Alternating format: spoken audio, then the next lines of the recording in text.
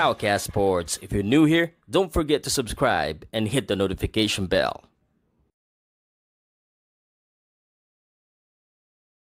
Alright, magandang umaga, tanghali at gabi po sa inyo lahat. Ako po ulit si Pau Salud, ang inyong numero unong independent sports voice dito po sa Pilipinas. And welcome po sa another edition of the Pauka Sports Trilla in Manila 2 Vloggers Con. Ngayong araw po ay October 7, 12 noon. Alam ko, tanghali ngayon. Usually sa gabi nyo kami nakakasama. Kasi yung mga kausap po natin ngayon, hindi po, wala po sa Pilipinas eh. He's all the way from the other side of the world, sa Las Vegas po, where he is training for probably, I think, no, the hardest fight of his professional career in the biggest stage of all, no? So if you want to learn more about this boxer and if you want to support us, syempre, matik na yan dahil to a Vloggers Con.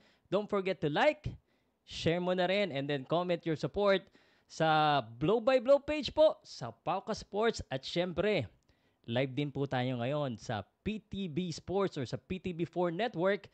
At salamat po sa PTB for helping us spread the words of Trilla in Manila. Isang oras na naman ang talakayan.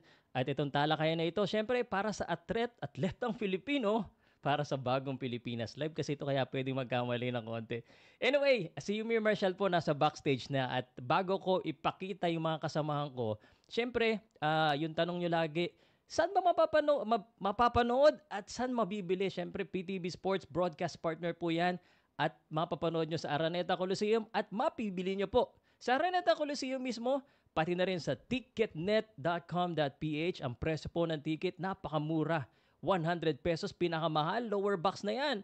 Upper box 75 at Gen Ad 50 pesos lamang. Kaya bili na kayo at magkita-kita tayo sa Trilla in Manila 2 50th anniversary by Blow.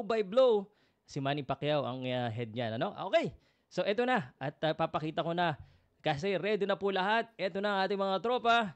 The Vloggers Con is starting right now. Pero syempre, pakilala muna natin kung sino po ang mga vloggers na kasama ngayong araw na ito.